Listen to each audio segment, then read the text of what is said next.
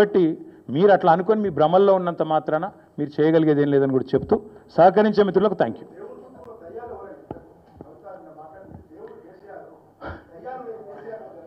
Brother మీకు ఒక మాట, ఇంత ఇంపార్టెంట్ ఇష్యూ చెప్తే నువ్వు దేవుడు దయ్యం అనబడుతుంది.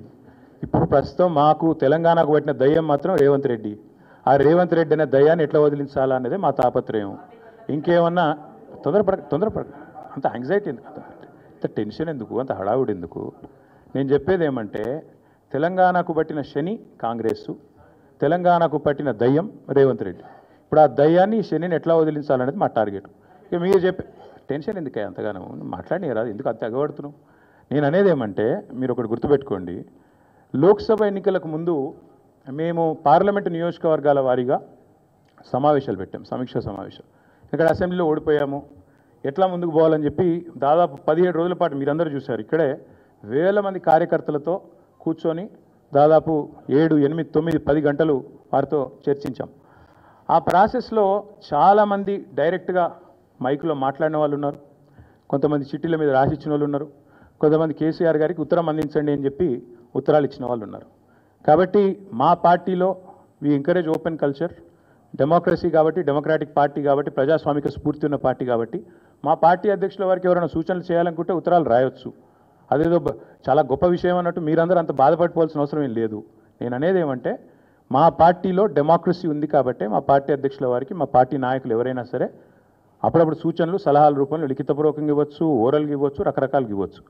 అట్లాగే నేను ఒక మాట మాత్రం చెప్తాను, మనం ఎవరైనా సరే పార్టీలో ఏ హోదాలో ఉన్నా కొన్ని విషయాలు అంతర్గతంగా మాట్లాడాల్సిన విషయాలు అంతర్గతంగా మాట్లాడితేనే బాగుంటుంది. పార్టీ ఫోరమ్స్ ఉన్నాయి, అధ్యక్షుల వారితో కలిసే అవకాశం ఉంది, లేదా ఆఫీస్ బేరర్స్ ఉన్నారు, కలిసి చెప్పుకునే అవకాశం ఉంది. కాబట్టి అంతర్గతంగానే కొన్ని విషయాలు మాట్లాడితే బాగుంటుంది. అది అందరికీ వర్తిస్తుంది, వీళ్ళకి వాళ్ళకని కాదు, అందరికీ వర్తిస్తుంది. తప్పకుండా ఎవరమైనా ఒకటే, ఈ పార్టీలో అందరం కార్యకర్తలమే, అందరికీ కూడా ఇదే సూత్రం వర్తిస్తుంది. కాబట్టి మీరు కూడా దయచేసి ఇంత ఇంపార్టెంట్ ఇష్యూ మాట్లాడితే దీన్ని మళ్ళీ మీరు, నాకు తెలుసు మీ సంగతి, you are intelligent, unfortunately I'm also intelligent. కాబట్టి నేనేమంటానంటే మీరు ఏం పెడతారో, మీరు ఏం హెడ్డింగ్ పెడతారో తెల్లారు నాకు తెలుసు, మీ బాధలు కూడా నాకు తెలుసు, మీ మేనేజ్మెంట్లోకి ఉండే అవస్థలు నాకు తెలుసు, రేవంత్ రెడ్డి గారి ఒత్తిళ్లు తెలుసు. కాబట్టి నేను ఎక్కువ చెప్పను, ఒకటి మాత్రం చెప్తాను, మా పార్టీలో డెమోక్రసీ ఉంది, మా పార్టీలో సలహాలు సూచనలు ఎవరైనా ఇవ్వచ్చు, ఎట్లా అయినా ఇవ్వచ్చు. గతంలో పార్లమెంట్ సమావేశాల సందర్భంగా లేఖలు వచ్చినాయి, సూచనలు వచ్చాయి, అట్లా వచ్చినప్పుడు వాటిని ప్రజాస్వామికంగా స్వీకరిస్తాం. థ్యాంక్ యూ, మీ అందరికీ థ్యాంక్ యూ. నేషనల్ హెరాల్డ్ విషయంలో ఏమైనా అడగదలుచుకుంటే బ్యాక్ టీవీ కానీ ఇంకో టీవీ కానీ అడగచ్చు. నేషనల్ హెరాల్డ్ విషయంలో ఏమైనా మాట్లాడదలుచుకుంటే మాట్లాడండి, చెప్తాను. మిగతా విషయాలు ఆల్రెడీ నేను చెప్పాను, అంతకంటే ఎక్కువ చెప్పాల్సిన అవసరం.